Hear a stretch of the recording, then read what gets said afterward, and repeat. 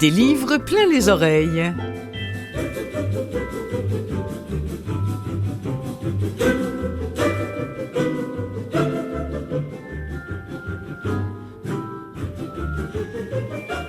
Cette semaine, à l'émission, des rumeurs, des actualités, des articles qui m'ont inspiré dans le choix de livres audio que j'ai envie de vous proposer, bien sûr. Bonjour, je suis Clotilde Seuil et je vous souhaite la plus cordiale des bienvenues à cette émission des livres plein les oreilles. Alors, on va commencer par Picasso, dont on célébrait en 2023 les 50 ans de la mort. Picasso et son œuvre un peu plus élégante, je dirais, que ses propos sur les femmes. Mais j'ai trouvé des livres audio tellement bien faits sur Picasso que je ne pouvais pas ne pas en diffuser des extraits. Picasso, qui avait un grand ami, presque un frère, en la personne de Jean Cocteau, dont on disait qu'il était le prince frivole. Belle occasion d'entendre de nouveau les mots de Cocteau dans la bouche de Simone Signoret. Ça, c'est un moment qu'il ne faut absolument pas manquer. Simone Signoret, dont on n'oublie pas la prestation dans La vie devant soi de Romain Gary, qui existe également en audio. Et puis moi, quand je pense à Signoret, je pense tout de suite à ce film « L'Armée des Ombres » qui, ô magie, a aussi été enregistré. Quoi d'autre? Ah oui, Pink. Je suis tombée par hasard sur l'initiative controversée de la chanteuse Pink, honnêtement que je ne connais pas bien, et j'ai trouvé ça fort intéressant. À un de ses concerts en Floride, elle a distribué à son public floridien des livres censurés par cet État bien pensant. Alors, parmi les livres censurés qu'elle a distribués en veux-tu en voilà à son public, j'ai retenu La jeune fille à la perle de Tracy Chevalier et La servante écarlate de Margaret Atwood, extrait en vue, bien sûr. Pour finir, quelques nouveautés qui s'écoutent bien, dont Le docteur Givago. Alors oui, quand je dis nouveauté, on s'entend bien qu'il s'agit en audio, parce que c'est vieux comme le monde, cette œuvre célèbre de Boris Pasternak, qui s'écoute maintenant depuis le mois de septembre dernier. Allez, c'est parti.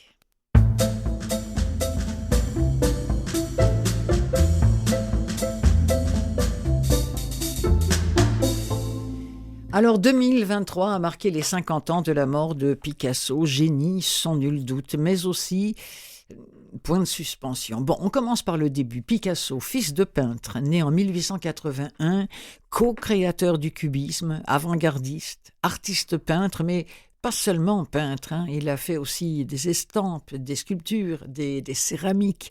On calcule que c'est à peu près 20 000 œuvres qu'il aurait créées au cours de son existence, Pablo Picasso. Record de prix de vente d'une de ses œuvres en 2015, c'est pas vieux ça, Les femmes d'Alger, a été vendue aux États-Unis 195,8 millions de dollars. Picasso qui a même fait l'objet de films, on pense notamment au Mystère Picasso de Clouzot, qui a obtenu le prix spécial du jury de Cannes en 1956. Et puis, le saviez-vous, l'an dernier, pour célébrer ses 50 ans, les 50 ans de sa mort, il n'y a pas eu moins de 42 expositions Picasso en Europe, mais il y a 8 musées qui présentent des expos permanentes de ses œuvres. 8 musées. Barcelone bien sûr, mais aussi Antibes en France ou encore Münster en Allemagne. Bref, de quoi remplir des pages et des pages de livres. Je vous propose un extrait de Picasso, le sage et le fou, de Marie-Laure Bernadac et Paul Dubouchet, narrateur François Dunoyer.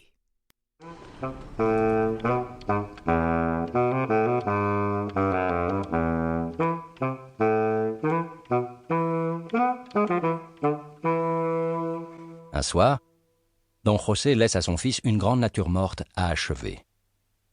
Il trouve à son retour les pigeons entièrement terminés, et leurs pattes sont si vivantes que Don José, tout ému, donne brusquement à Pablo sa palette, ses brosses et ses couleurs, se disant que le talent de son fils est plus grand que le sien et que, désormais, il ne peindra plus.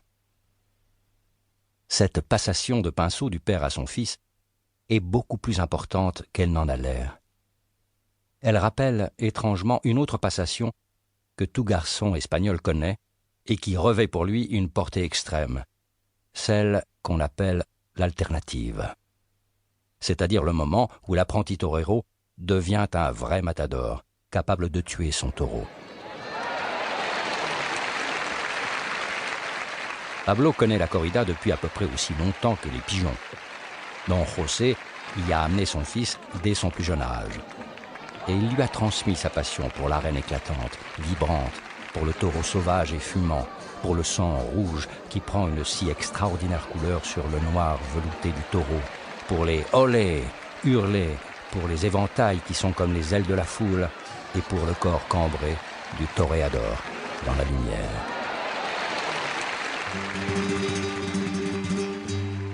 En 1891, Don José accepte un poste de professeur de dessin à La Corogne, tout au nord de l'Espagne, sur la côte ouest. En plus de Pablo, la famille compte maintenant 2 petites filles, Concepción et Lola. À La Corogne, le temps est gris. L'Atlantique est froid, il souffle un vent de brume et de pluie qui éteint toute lumière. Dès qu'il a vu La Corogne, Don José a décidé qu'il haïssait cette ville. Pour Pablo, ce déménagement au nord a un effet bien différent.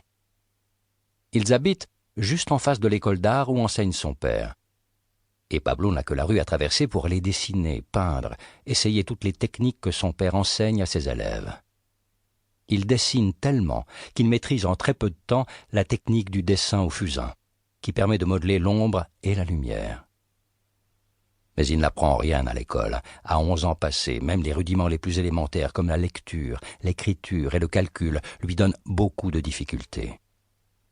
Et le jour décisif où Pablo doit passer son certificat, force lui est de répondre à l'examinateur qu'il ne sait rien. Vraiment rien, non.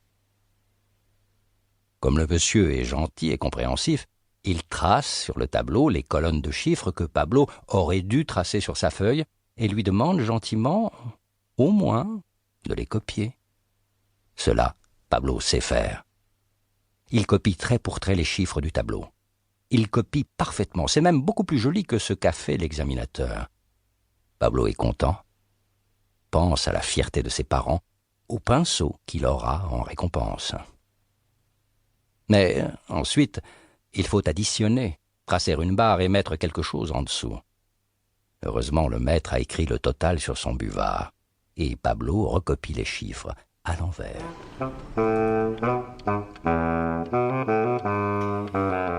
Pour tout savoir sur Picasso, le sage et le fou dont vous venez d'entendre un extrait, s'il fallait que Picasso soit encore de ce monde, il n'y a pas de doute qu'il serait crucifié à l'autel de MeToo.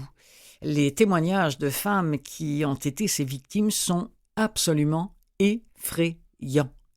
La propre petite fille de Picasso a écrit un bouquin qui s'appelle « Picasso, mon grand-père », qui n'existe pas en audio, je vous le dis tout de suite, dans lequel on trouve cet extrait.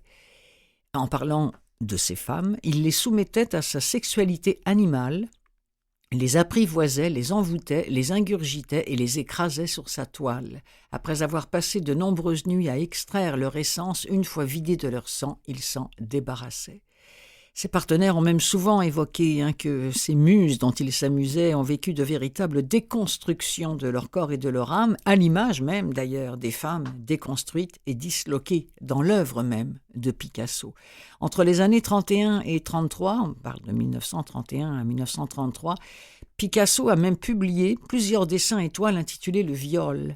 On y voit des corps entremêlés.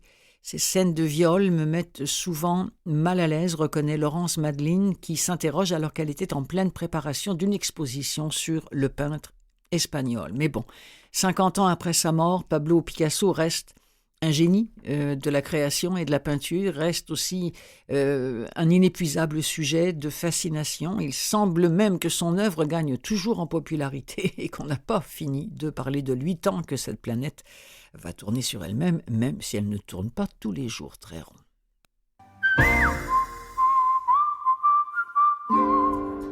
On habite tous les deux sur le même palier. Et cette année, on a un gros projet, rénover la cour intérieure très moche de notre immeuble et la transformer en un endroit sympa, où les voisins pourront se retrouver après le boulot pour papoter, boire un verre, jouer à des jeux de société, partager des soirées barbecue. Faire des trucs ensemble, quoi. Super idée. Comme thème déco, on a choisi l'Espagne. Pour les couleurs, le soleil et l'ambiance fiesta. Ensuite, on s'est dit que ce serait cool de graffer une fresque sur les murs. Donc on a cherché sur Internet un artiste espagnol qui pourrait nous inspirer. On a tapé Top 10 peintre espagnol dans la barre de recherche et le premier résultat qui est apparu, C'est le nom de Pablo Picasso. Ah bah oui, Picasso! On s'est écrié. On connaissait son nom, mais on était incapable de dire ce qu'il avait créé, à part des tableaux hyper modernes et bizarres. La première image qui nous venait à l'esprit quand on pensait Picasso, c'était celle d'un monospace en forme de suppositoire. Hashtag inculte de base. Donc on a regardé des tas de vidéos sur lui, visité des dizaines de sites où on parle de ses œuvres et même emprunté des livres à la médiathèque. Et là, gros choc artistique. On est passé de « qu'est-ce qu'il a peint déjà ?» à « il est génial ce mec-là !» C'est incroyable. Il a créé plus de 60 000 œuvres en 80 ans. Il a tout osé en art, tout explosé et tout expérimenté. Collage, poésie, gravure, costume, théâtre, poterie, céramique, dessin, sculpture, installation, peinture. Mais quel génie! Ça s'appelle 100% bio, Picasso vu par une ado. C'est écrit par Cécile X, lu par Amandine Lonjac. Si des fois vous avez des ados qui s'intéressent à l'œuvre et à la vie de Picasso, eh bien je vous recommande ce livre audio-là. On s'en va tout de suite sur autre chose. Picasso et Jean Cocteau étaient très amis. C'est une amitié qui s'est notamment scellée sur la création d'un ballet qui s'appelait Parade. C'était Éric Satie qui avait mis cela en musique. Et cette amitié-là donne lieu à un livre qui vient de sortir, mais qui n'est pas non plus encore enregistré en audio, qui est un livre sur l'amitié entre ces deux-là, qui oscille toujours sur fond de rivalité entre poète et peinture. Cocteau qui, lui, se console dans l'opium et puis il renaît. Picasso, lui, c'est plutôt dans la sexualité et il renaît aussi. L'auteur de ce livre-là les appelle gentiment Laurel et Hardy. Ce qui m'amène à Jean Cocteau plus maintenant qu'à Picasso, que je laisse derrière nous. Jean Cocteau, pourquoi lui? Parce que j'ai trouvé pour vous en livre audio une scène absolument déchirante, extrait de La Voix humaine. Une femme, après quelques tentatives infructueuses, finit par joindre son amant au téléphone. Elle l'appelle encore chérie, mais doit lui rendre leur lettre et se montrer courageuse parce que lui l'a quittée pour une autre. Et alors à travers les non-dits, un moyen de communication très défaillant, vous allez l'entendre, la communication s'interrompt sans cesse. Cette femme aime toujours cet homme à qui elle parle. Elle fait semblant de rien, elle fait semblant de ne pas souffrir, sauf qu'elle a tenté de se suicider. Et écoutez bien, essayez de rester de marbre devant cette interprétation. C'est lu, cet extrait de La Voix humaine de Cocteau par Simone Signoret. Le micro était installé chez elle en 64, dans sa chambre. La comédienne l'a voulu ainsi.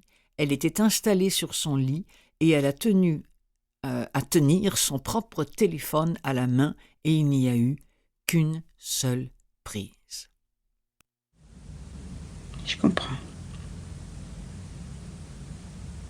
Oh mon chéri, t'excuse pas. C'est très naturel et c'est moi qui suis stupide. T'es gentil. T'es gentil. Moi non plus, je me croyais pas si forte. Oh, faut pas m'admirer. Je bouge un peu comme une somnambule. Je m'habille, je sors, je rentre machinalement. Je serai peut-être moins brave demain.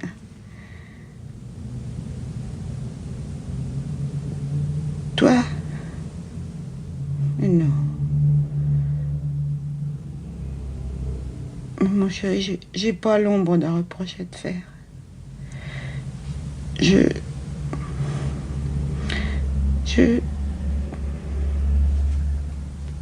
laisse. Comment? Très naturel. Au contraire. Il a toujours été convenu que nous agirions avec franchise et j'aurais trouvé criminel que tu me laisses sans rien savoir jusqu'à la dernière minute. Le coup aurait été trop brutal, tandis que là, j'ai eu le temps de m'habituer, de comprendre. Quelle comédie? Allô? Qui? Que je te joue la comédie, moi? Mais tu me connais, je suis incapable de prendre sur moi. Mais pas du tout. Pas du tout. Très calme. Tu l'entendrais? Je dis tu l'entendrais. J'ai pas la voix d'une personne qui cache quelque chose. Non, j'ai décidé d'avoir du courage et j'en aurai. Mais c'était pas pareil. Bah, c'est possible, mais on a beau se douter, s'attendre au malheur, on tombe toujours à la renverse. Oh, n'exagère pas. J'ai tout de même eu le temps de m'habituer. Tu avais pris soin de me dorloter, de m'endormir. Mais notre amour marchait contre trop de choses. Il fallait résister, refuser 50 bonheurs ou accepter les risques. J'ai jamais pensé que la vie s'arrangerait. Je paye cher une joie sans prix. Allô? Je dis sans prix. Et je ne regrette... Je regrette rien, rien, rien. Tu te trompes, tu te trompes, Allô? J'ai ce que je mérite. J'ai voulu être folle et avoir un bonheur fou. Écoute. Allô? Laisse... Allô? Une prise. Il semblerait que l'ingénieur du son était en larmes complètement après cette prise-là. Simone Signoret aussi, qui a refusé d'écouter l'enregistrement.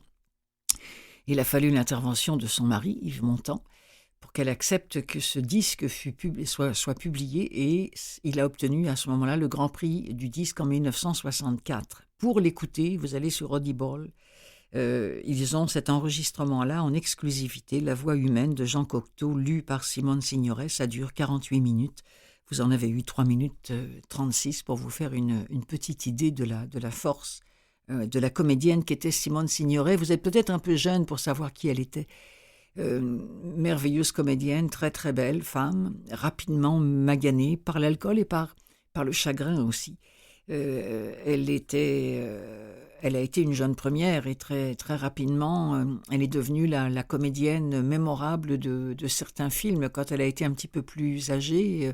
Des films comme Le Chat avec Jean Gabin, mais aussi La vie devant soi de Romain Gary. Vous savez, l'histoire de cette femme qui recueille les jeunes paumés du quartier, de toutes origines et de toutes religions.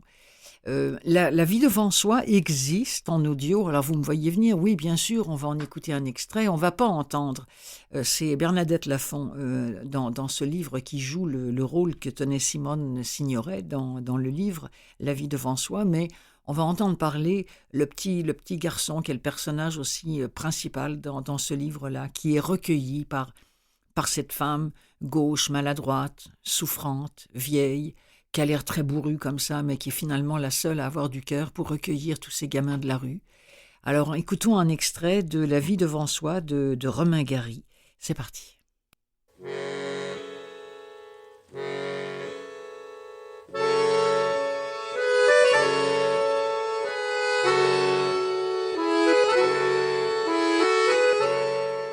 Il y avait chez nous pas mal de mères qui venaient 1 ou 2 fois par semaine, mais c'était toujours pour les autres.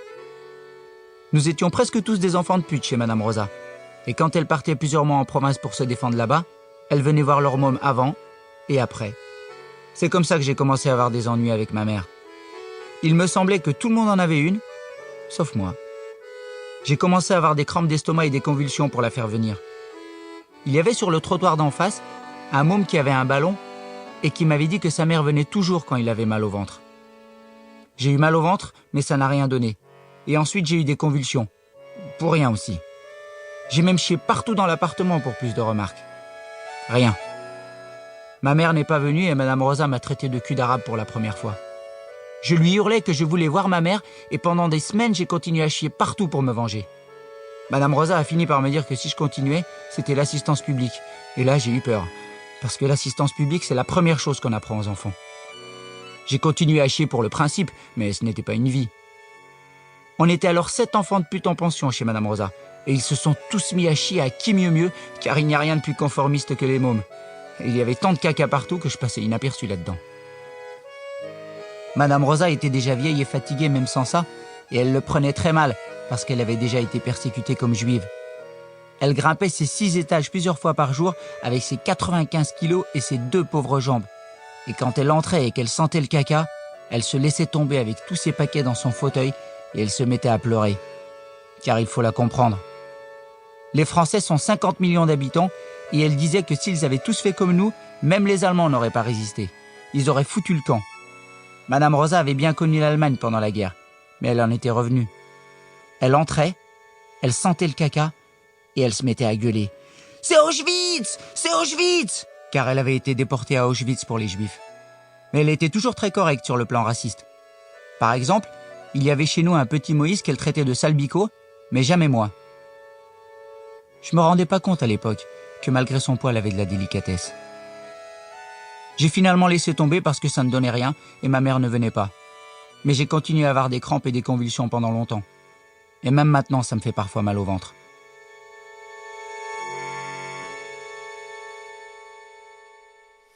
Ah là là là là là, revoir toutes ces images-là, je ne sais pas, peut-être aviez-vous lu le livre La vie devant soi, peut-être aviez-vous vu le film, moi, de revoir Simone Signoret en Madame Rosa, c'est ça, maladroite, qui monte je ne sais plus combien d'étages tous les jours, plusieurs fois, avec ses paquets, puis avec ses mômes dans les pattes comme ça, c'est vrai qu'ils chient dans la maison simplement parce qu'ils ont l'impression que leur mère va venir les voir.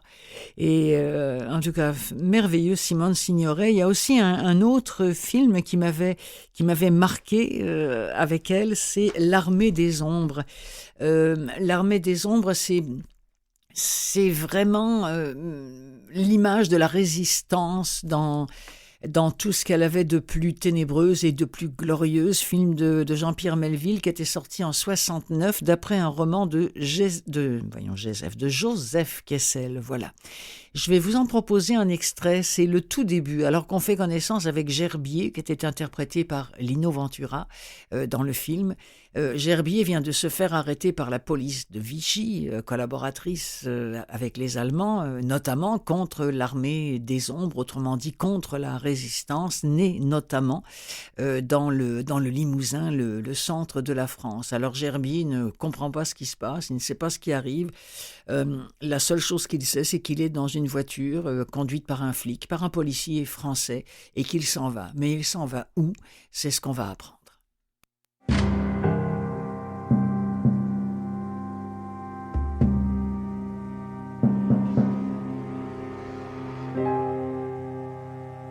La France n'a plus de pain, de vin, de feu. Mais surtout, elle n'a plus de loi. La désobéissance civique, la rébellion individuelle ou organisée sont devenus devoirs envers la patrie. Le héros national, c'est le clandestin, c'est l'homme dans l'illégalité. Plus rien n'est valable de l'ordre imposé par l'ennemi et par le maréchal. Plus rien ne compte, plus rien n'est vrai. On change de domicile, de nom, chaque jour. Des fonctionnaires, des policiers aident les insoumis.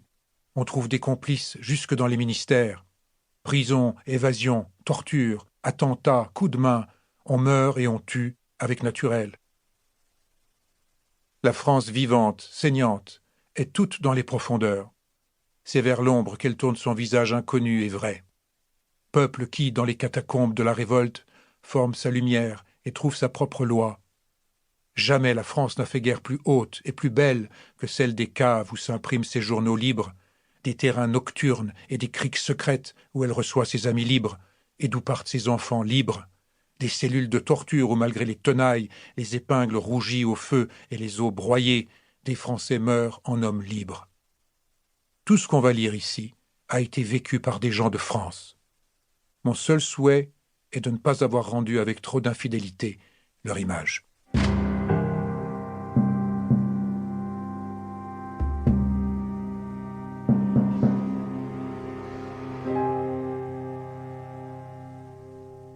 Chapitre 1. L'évasion. Il pleuvait. La voiture cellulaire montait et descendait lentement la route glissante qui suivait les courbes des collines. Gerbier était seul à l'intérieur de la voiture avec un gendarme. Un autre gendarme conduisait. Celui qui gardait Gerbier avait des joues de paysan et l'odeur assez forte. Comme la voiture s'engageait dans un chemin de traverse, ce gendarme observa « On fait un petit détour, mais vous n'êtes pas pressé, je pense. »« Vraiment pas, » dit Gerbier avec un demi-sourire. La voiture cellulaire s'arrêta devant une ferme isolée. Gerbier ne voyait, par la lucarne grillagée, qu'un bout de ciel et de champs. Il entendit le conducteur quitter son siège. « Ce ne sera pas long, » dit le gendarme. « Mon collègue va prendre quelques provisions. Il faut se débrouiller comme on peut par ces temps de misère. »« C'est tout naturel, » dit Gerbier. Le gendarme considéra son prisonnier en hochant la tête. Il était bien habillé, cet homme, et il avait la voix franche, la mine avenante.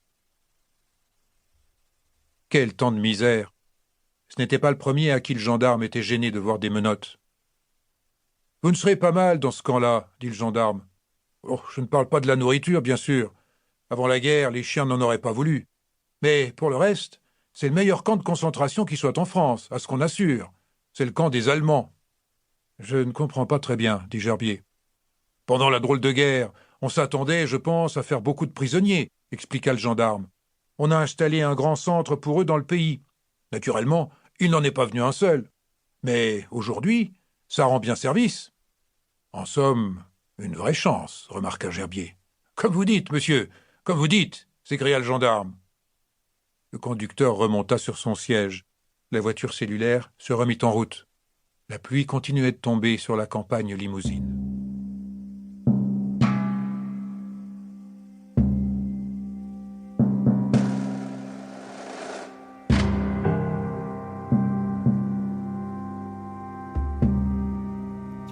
Voilà, extrait de L'Armée des Ombres de Joseph Kessel, lu par Samuel Labarthe. Je m'appelle Clotilde Sey, vous écoutez Des livres plein les oreilles, le magazine hebdo du livre audio produit par Canal M.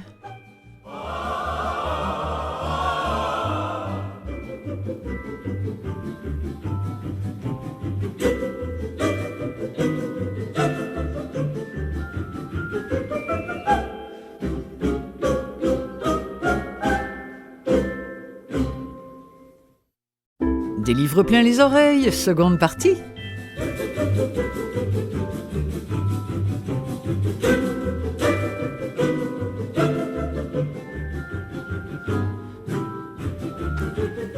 Soyez de nouveau les bienvenus, que vous nous écoutiez via CKVL ou encore en podcast ou encore bien sûr via Canal M qui produit cette émission, que ce soit sur notre site web ou encore sur votre télévision. Alors, en seconde partie, Pink, oui, Pink, la chanteuse, peut être très très fière, j'espère qu'elle l'est, moi en tout cas je trouve ça formidable.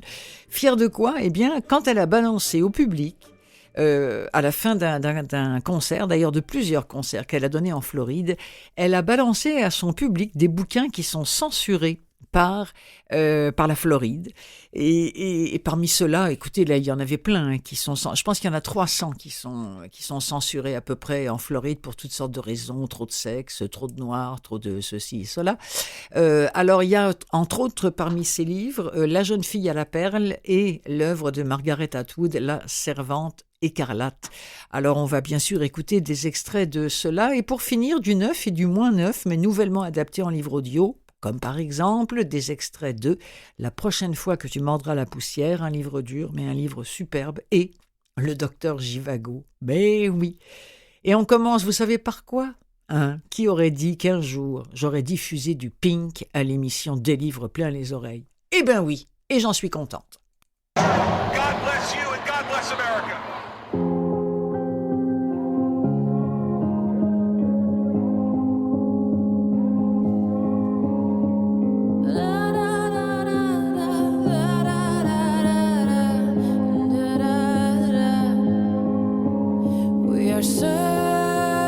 searchlights we can see in the dark. We are rockets pointed up at the stars. We are billions of beautiful hearts. And you sold us down the river too far. What about us? What about all the times you said you had the answers? What about us? What about all the broken happy ever afters? What about us? What about all the plans that ended in disaster? What about love? What about trust? What about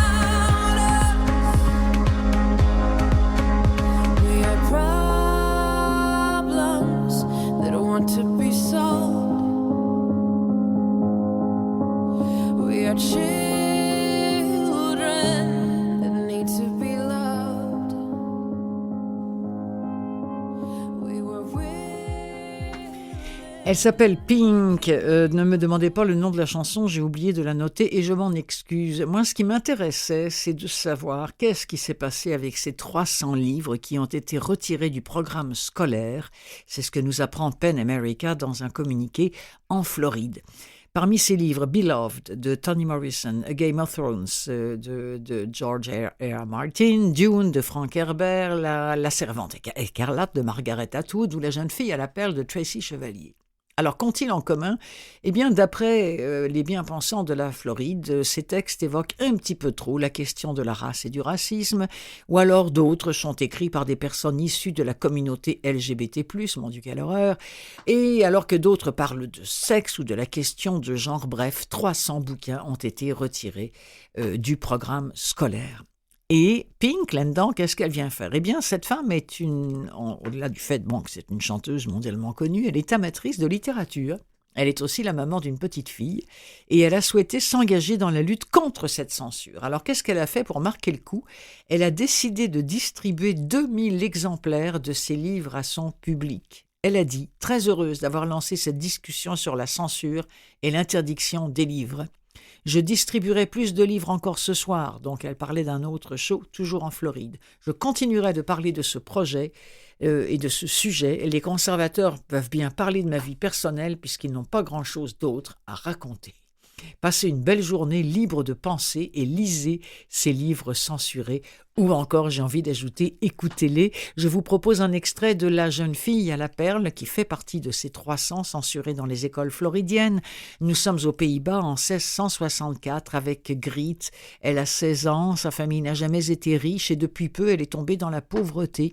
Le père qui fabriquait des carreaux de faïence est devenu aveugle après l'explosion d'un four. Il n'a plus de travail, alors c'est décidé, on enverra la gamine de 16 ans. Elle sera placée comme servante chez un peintre dont on parle beaucoup à Delft, Johannes Vermeer. Alors là, évidemment, elle va découvrir un milieu relativement hostile.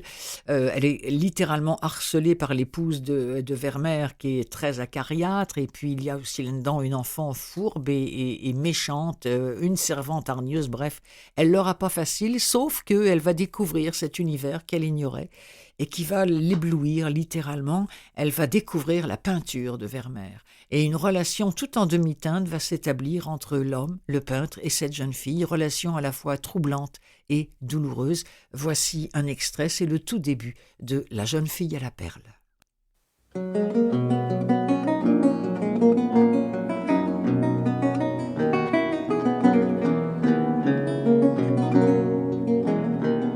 Que faisiez-vous là, Griet ? Demanda-t-il. Sa question me surprit, mais je n'en laissai rien paraître. Je coupais des légumes pour la soupe, monsieur. J'avais l'habitude de disposer les légumes en cercle, par catégorie, comme les parts d'une tarte. Il y avait 5 parts. Choux rouges, oignons, poireaux, carottes et navets. Je m'étais servi d'une lame de couteau pour délimiter chaque part, et j'avais placé une rondelle de carotte au centre. L'homme tapota sur la table. « Est-ce dans cet ordre qu'ils iront dans la soupe ?» me demanda-t-il en étudiant le cercle. Non, monsieur. J'hésitais. Je n'aurais pu expliquer pour quelle raison je les avais arrangés de la sorte. Je m'étais dit que ça devrait être comme ça, un point c'est tout. Mais j'avais trop peur d'avouer ça à un monsieur. Je vois que vous avez mis de côté les légumes blancs, reprit-il en montrant les navets et les oignons. Tiens, ceux de couleur orange ne voisinent pas avec ceux de couleur pourpre, pourquoi ça? Il ramassa une tranche de chou et un bout de carotte, les secoua dans sa main comme des dés. « Assez bavardé comme ça, déclara la femme. Si agacée fut-elle par l'attention qu'il me portait, c'est moi qu'elle fustigea du regard. Nous disons donc à demain ?» Elle se tourna vers l'homme avant de sortir majestueusement de la pièce, suivie par ma mère. L'homme jeta un dernier coup d'œil à ce qui devait être la soupe, puis il me salua de la tête et suivit les femmes.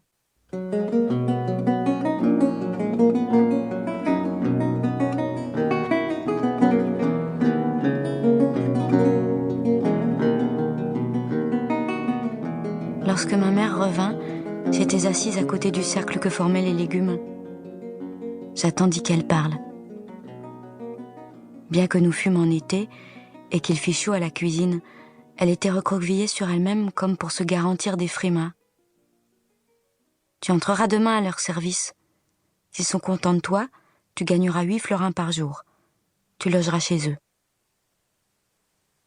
Je gardai le silence. « Voyons, Grit, ne me regarde pas comme ça, poursuivit ma mère. Il le faut, maintenant que ton père a perdu son travail. Où habite-t-il ? À l'angle de l'Oue de Langendisk et de Molenpoort. Tu veux dire le coin des papistes ? Ils sont catholiques ? Tu pourras rentrer à la maison le dimanche, ils y consentent. Ma mère plaça ses mains autour des navets, les fit glisser, ramassant au passage une partie du chou et des oignons, puis elle laissa tomber le tout dans une marmite d'eau qui attendait sur le feu. Fini les belles parts de tarte que j'avais arrangées avec tant de soin.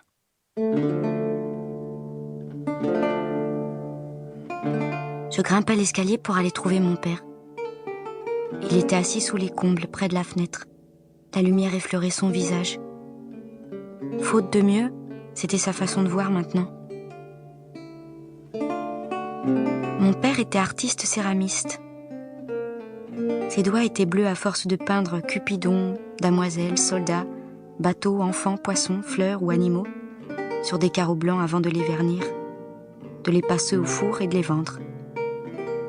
Un jour, le four avait explosé, le privant et de ses yeux et de son commerce. Il avait eu de la chance. 2 de ses compagnons étaient morts. Je m'assis près de lui et lui pris la main. « J'ai entendu, dit-il, sans me donner le temps d'ouvrir la bouche. J'ai tout entendu. » Ses oreilles compensaient des yeux qui n'y étaient plus.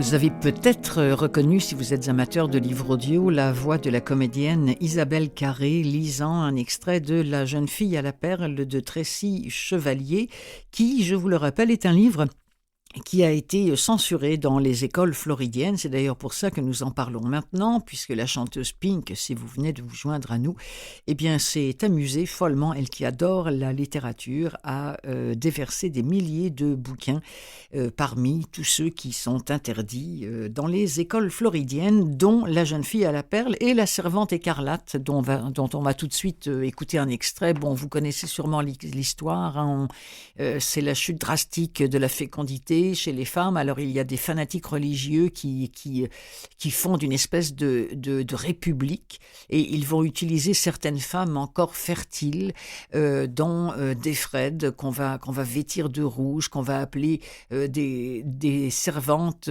écarlates, et elles vont donner leur corps au nom de la fertilité et vivre dans des conditions monacales épouvantables. Voici un extrait, c'est une exclue de chez Audible et c'est lu par Sarah-Jeanne Labrosse.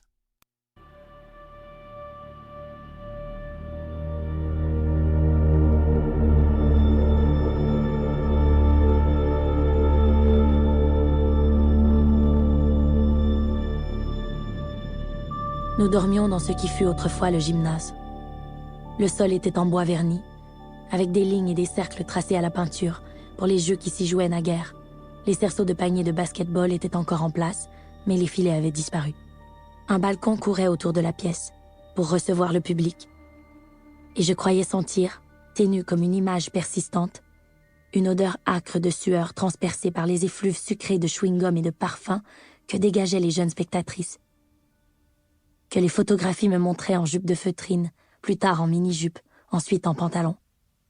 Puis parée d'une unique boucle d'oreille. Les cheveux en épis, striés de vert.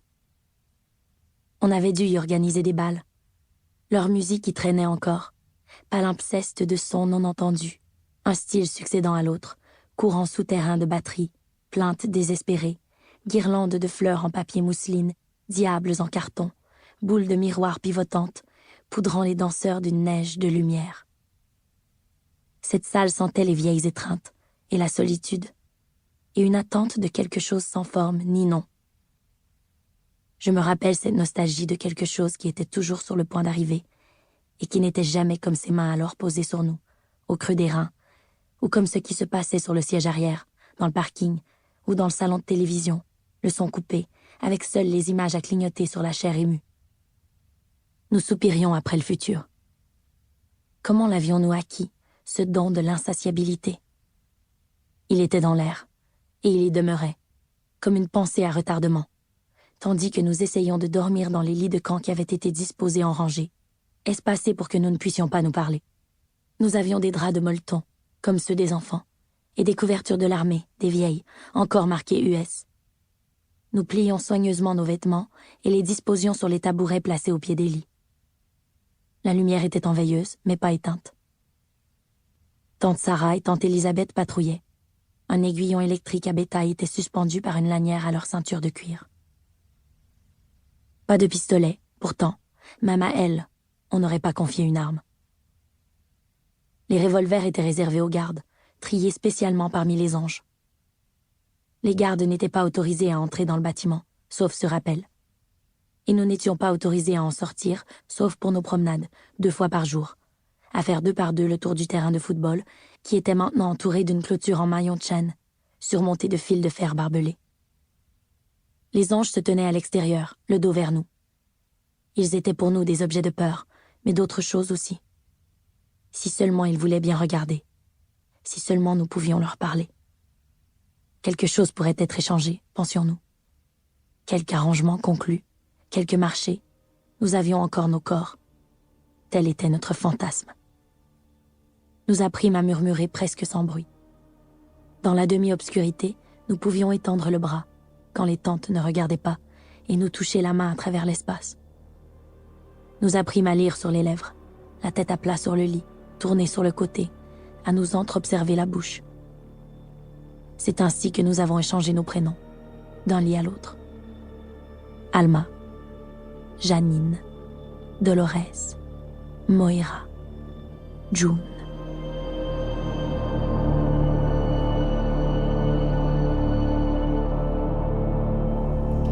Belle lecture de Madame Labrosse, Sarah Jeanne, lecture de ce chef-d'œuvre de Madame Atwood, Margaret Atwood, La Servante écarlate. Le docteur Givago. Quand c'est sorti au cinéma, les amis, j'avais 10 ans. Je pense bien que c'était la première fois que j'allais au cinéma pour voir autre chose que Blanche-Neige ou je sais quel Disney. Le choc, vous dites, ou je l'ai trouvé tellement beau, le Yuri, incarné par Omar Sharif, la blondeur de Lara, les paysages glacés, les troïkas, les balles, les costumes, le charme, l'amour, les chemins de neige, les chevaux, les batailles, le sang sur la neige, on voyait rarement ça. Et puis la musique de Maurice Jarre. Alors il y a eu d'abord le livre de Boris Pasternak, puis le film dont je viens de parler de David Lean en 65. Et voilà que ce chef-d'œuvre est enfin enregistré en audio chez Gallimard dans la collection Écoutez lire, lu par Johann Gassiorowski. Alors on va écouter un extrait de Le docteur Givago.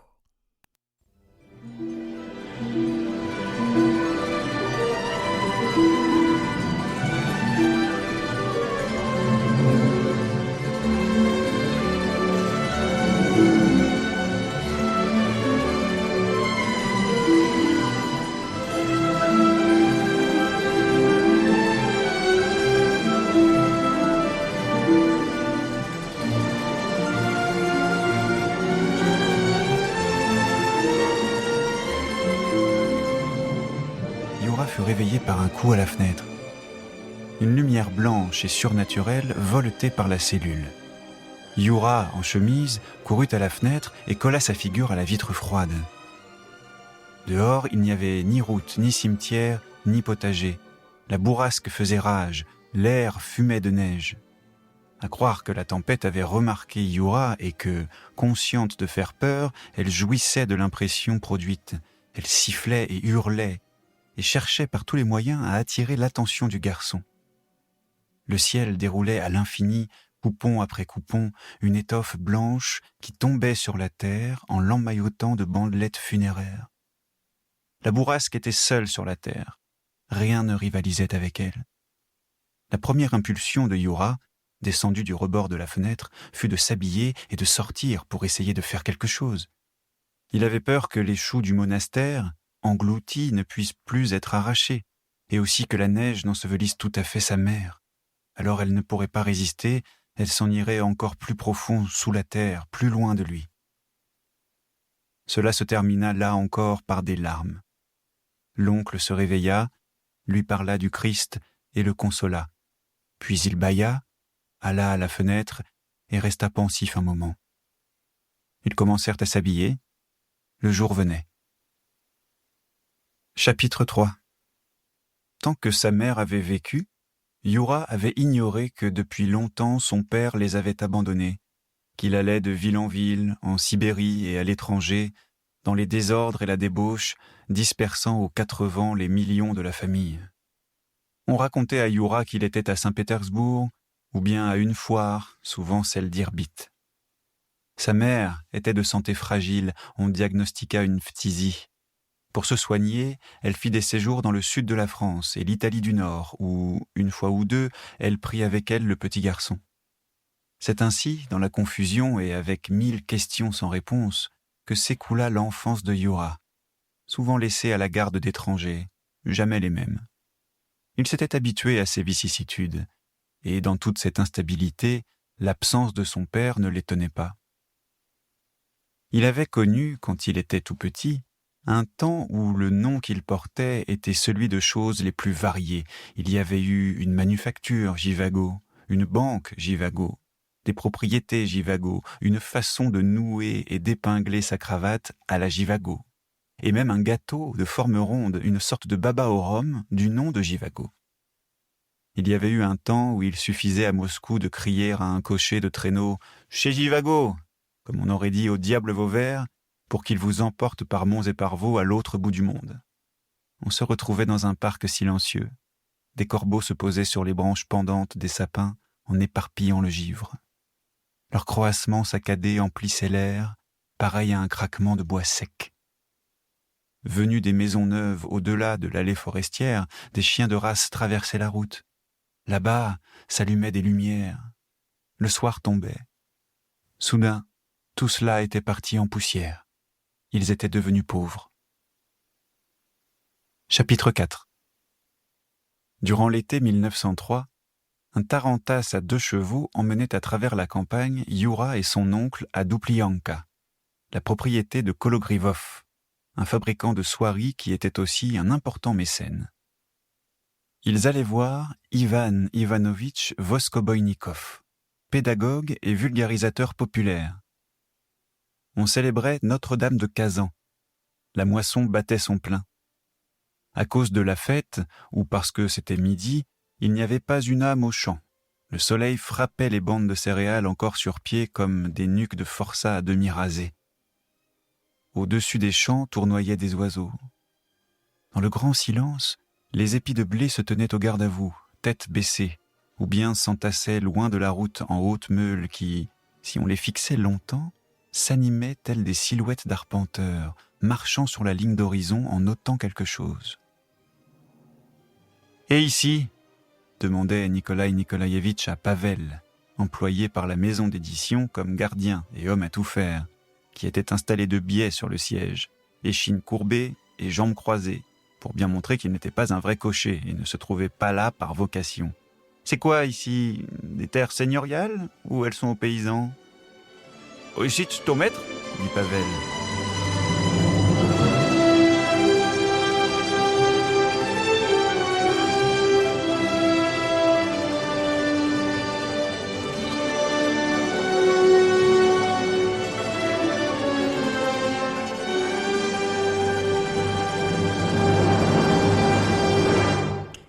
Musique de Maurice Jarre. Et puis quelques mots encore sur le docteur Zhivago. D'abord, vous avez peut-être remarqué que dans le livre, on l'appelle Yura.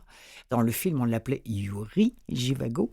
Petite chose. Mais ce qu'il faut savoir, c'est que David Lean voulait que ce film soit tourné en Russie, en Union soviétique. Les autorités n'ont jamais voulu à ouvrir leurs frontières, leur territoire. Moralité, le tournage s'est déroulé, je vous le donne en mille, pendant 10 mois, en Espagne. En Espagne, où on lui avait promis, je ne sais pas dans quelle région d'Espagne, on lui avait promis du givre et tout ça. Rien. Ils ont eu un hiver, ils ont enduré un hiver de chaleur épouvantable. Donc, toutes les scènes que vous voyez de givre, de neige, de tout ça, tout a été reconstitué. Et à l'époque, en 1965, c'est quand même incroyable. Quand j'ai vu ça, je n'en revenais pas. Alors bon, voilà pour le docteur Zhivago.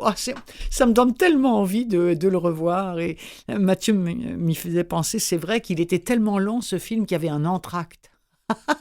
À l'époque, imaginez. Bon, est-ce qu'on a le temps? Je pense que oui, on a le temps pour un petit dernier, un livre pas facile, je vous le dis, qui s'appelle, La prochaine fois que tu mordras la poussière, de Panayotis Pascot.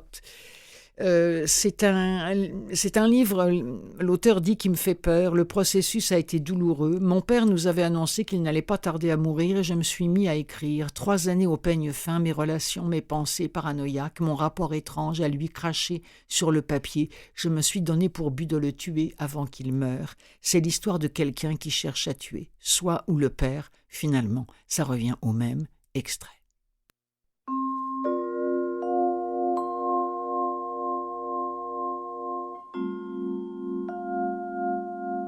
Une phrase sous forme de dernier souffle qui serait la clé pour que tu t'en ailles de moi.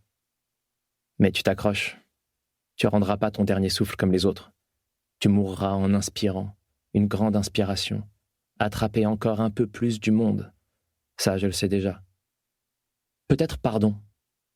Je veux que tu me dises pardon. Je le sens. Je le sais que ça ferait du bien. Je sais aussi que ce ne serait pas nécessaire. Tu n'as jamais fait quelque chose en particulier qui demande le pardon. C'est ça qui est frustrant dans cette histoire sordide.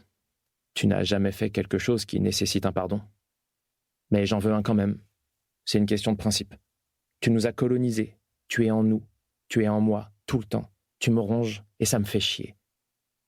Demande-moi pardon. J'en ai besoin. J'ai besoin de ton regard. Pourtant, quand j'étais petit, je dirais 8, 10 ans peut-être, j'avais tellement peur qu'ils meurent, les parents. J'y pensais tout le temps. J'en dormais pas. 3 ans d'insomnie. Ils m'ont emmené chez le psy, carrément. Pour ça, et parce que je disais à tout le monde que je touchais mes tétons pour disparaître. Pourtant, c'est vraiment pas dans notre ADN familial d'être lâche et d'aller parler de ses problèmes à quelqu'un d'autre. Je sais pas comment elle l'a convaincu de m'y emmener. Quand ça arrivait, mes petites crises d'angoisse, je passais des heures entières, mon petit cul sur le bois bien dur de l'escalier tout sombre. Je descendais les marches une par une sur la pointe des pieds pour m'asseoir sur ma préférée. Je vous jure, si j'y retournais, je pourrais vous la montrer sans hésiter. La marche parfaite. Assez bas pour les entendre ronfler, mais assez haut pour remonter dans ma chambre s'ils se réveillaient. J'avais pas le droit d'en sortir pendant la nuit. Ils me l'avaient interdit. Tant qu'ils ronflaient, ils étaient pas morts. D'ailleurs, j'en voulais à ma mère de pas ronfler assez fort. Si je ne l'entendais pas, j'entrais dans leur chambre, tout doucement pour pas que ça grince, et j'écoutais. Si je l'entendais toujours pas, je répétais « Maman, maman, maman, maman », jusqu'à ce qu'elle se réveille, calmement, comme toujours. Puis je pleurais un coup. Elle me disait quelques mots et je pouvais remonter. L'escalier était rempli de photos de famille, mais pas de la nôtre. Il collectionne les vieux cadres. Il achète des vieilles photos de famille du 19e ou 20e siècle en brocante, les retape et les accroche un peu partout dans la baraque. Des familles de charcutiers, de docteurs, de restaurateurs. C'était l'époque où il fallait forcément faire ce que faisaient tes parents et en plus fallait sourire sur la photo. D'ailleurs, on sentait que c'était nouveau les photos. Ils avaient tous des têtes de cons du genre « on bloque la respiration, on se tient droit et on fixe la machine qui capture les âmes ». Regard fier, victorieux, menton vers le ciel pour les hommes et leurs fils. Regard timide, pas sûr, assise ou courbé, le menton vers le sol pour les femmes et leurs filles. Ça me faisait chier, je crois. Nous, on n'avait aucune photo de notre famille au complet, heureuse, dans un beau cadre. Mais plus de 200 familles qu'on ne connaissait ni d'Ève ni d'Adam nous narguaient avec leur bonheur figé en noir et blanc. La prochaine fois, tu mordras la poussière. Viens conclure cette émission consacrée au livre audio. Je vous dis à la semaine prochaine et merci d'avoir été là. Est-ce que j'ai le temps de dire c'était lu par Gabriel Bismuth, bien aimé. Salut.